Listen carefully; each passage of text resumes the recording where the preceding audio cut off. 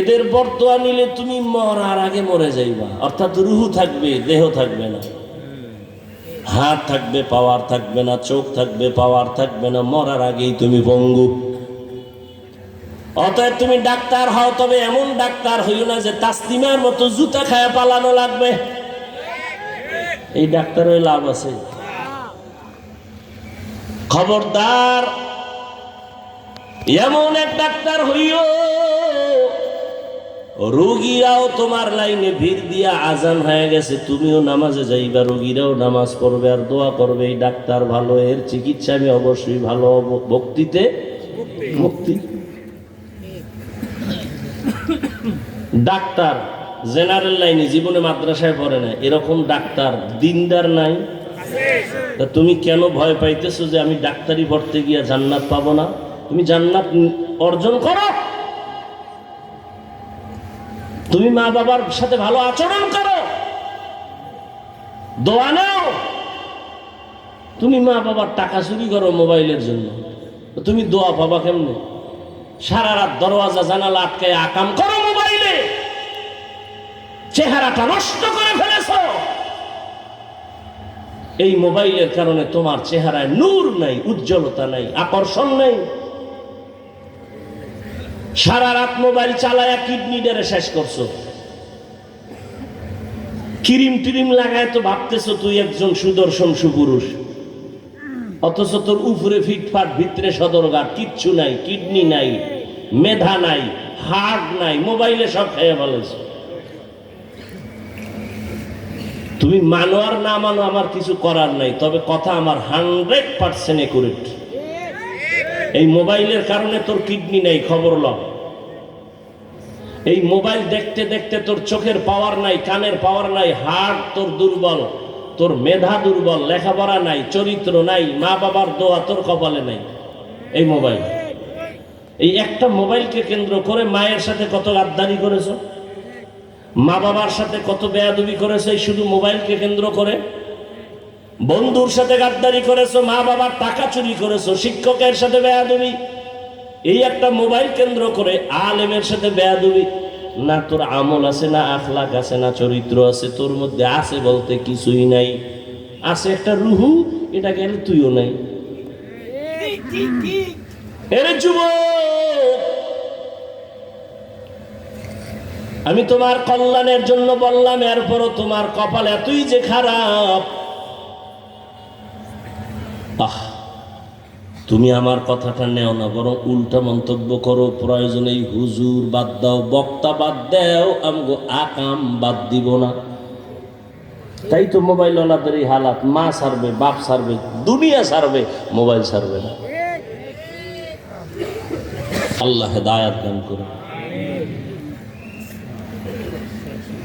ধ্বংস হয়ে গেল তোমার জীবনটা অনায়াসে, নিজের জীবনটা নিজে ধ্বংস করলা। একবারও ভাবলা না যে মানুষ আমার খারাপ বলে, মানুষ আমাকে বরদোয়া করে, মা বাবা বরদোয়া করে, কি নিয়ে তুমি দাঁড়াবা? আজকে তুমি বাবার টাকা উড়াইতেছো বাতাসে, আল্লাহ না করুন তোমার বাবা আজকে মরে গেলে পুরো সংসারটা তোমার ধরতে হবে না? তা তুমি কেন, তোমার মূলত তো তুমি বাবার ক্ষতি করো না, তুমি নিজের ক্ষতি করেছো। একটা কথা মনে রেখো যুবক বাবারা, মানবা না জানি, তবে মনে রেখো, কাজে লাগবে। কোনো প্রতিষ্ঠান, সংসার হোক, মাদ্রাসা হোক, স্কুল হোক, সংসারও একটা প্রতিষ্ঠান, ঠিক না? এই প্রতিষ্ঠানের মূল ধন, টাকা পয়সা থেকে যদি কেউ চুরি করে, চাই সেটা বউ করুক, স্বামীর টাকা চুরি করে, করে না?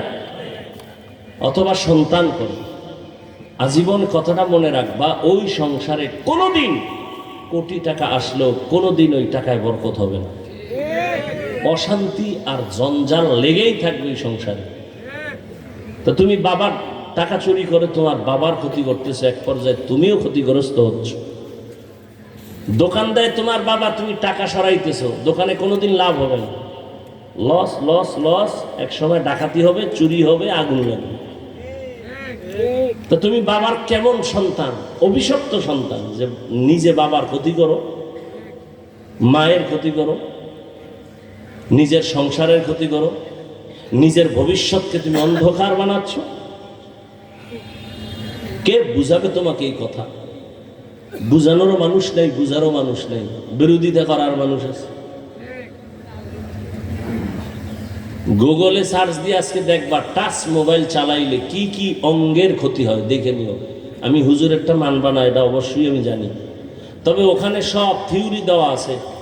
ওখানে কোনো হুজুর নাই, তোমাদের গার্ডিয়ান মুরব্বী সব বসা ওখানে, প্যান্ট শার্ট টাইওয়ালা চিকিৎসা বিজ্ঞানীরা সব থিওরি দিয়ে রাখছে টাচ মোবাইলে কি কি অঙ্গের ক্ষতি হয়, ওখানে সব ডিটেলস লেখা আছে, দেখে নিও।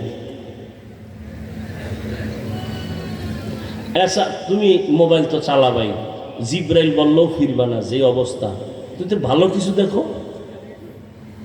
মোবাইলে যদি দেখো কিছু ভালো কিছু দেখো, ইউটিউবে তুমি কিছু বয়ান শুনো, মক্কা মদিনার তেলাওয়াত শুনো, গুগলে সার্চ দিয়া আসমান, গ্রহ নক্ষত্র, সৌরজগৎ নিয়ে এটা সার্চ দাও, গুগলে দেখো, গবেষণা করো, কাগজ কলমে লেখো, জ্ঞান বাড়াও। তুমি খালি আকামি করতেছো, অথচ সেখান থেকে শিক্ষার কিছু নাই। কথা বলেন না কেন? সারা দুনিয়াতে চিকিৎসা বিজ্ঞানীদের মধ্যে লোক বেশি কালেমা পড়ে বিধর্মীরা। কেন? ওরা মানুষ নিয়ে গবেষণা করতে করতে আল্লাহর খোঁজ পেয়ে কালেমা পড়ে।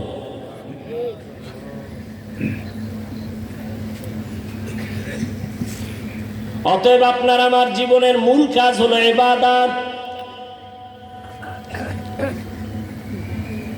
এখন অনেকে মনে করে ইবাদত মানি রাত্রে জিকির করা যায়, নামাজে বসে তাসবিহ টানা, রোজা রাখা। কয় না না, ভালো করে মনে রাখবেন, সংক্ষেপে বলছি, সারা দুনিয়াতে আপনি যা করবেন সব আপনার জন্য ইবাদত। এখানে বসে আছেন ইবাদত, সংসার চালাবেন ইবাদত, বাথরুমে যাবেন ইবাদত, ঘুমাবেন ইবাদত, হাসবেন ইবাদত, কান্না করবেন ইবাদত।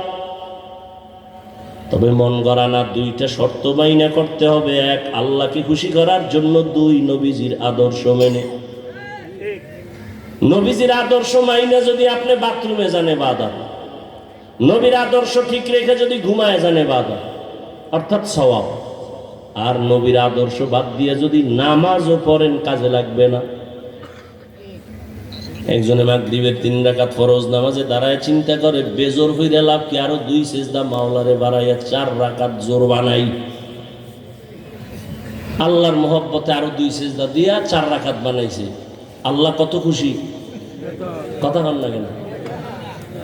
আল্লাহ বলবে সব নামাজ বাদ দেয়া তুমি করলি কেন, আবার নতুন কইরা কানে দাও। কি আবার নতুন ভাবে কানে দইরা আল্লাহু আকবার, তুমি বড়, আমি বেশি ভণ্ডীতি করছিলাম। কানে দইরা তওবা করে নতুন ভাবে আবার নিয়ত কর, তোর 4 রাকাত বাদ হইছে 2 সিজদার চালাকি করার কারণে। কেন? বলে আমার বন্ধুর এখানে আদর্শ নাই, আর আমার বন্ধুর আদর্শ ছাড়া যা করবি আমি আল্লাহ তা পছন্দ করি না। কারণ আমার বন্ধু তো আলাদা, স্পেশাল বন্ধু। মুসা নবী আমার বন্ধু, ঈসা নবী আমার বন্ধু, ইব্রাহিম আমার বন্ধু, ইউসুফ আমার বন্ধু, দাউদ আমার বন্ধু, নূহ নবী আমার বন্ধু, মুহাম্মদও আমার বন্ধু। তবে ব্যবধান হলো, সব নবী রাসূল আমি আল্লাহ তাআলার আশিক, আর আমি আল্লাহ নিজে হলাম মুহাম্মদের আশিক।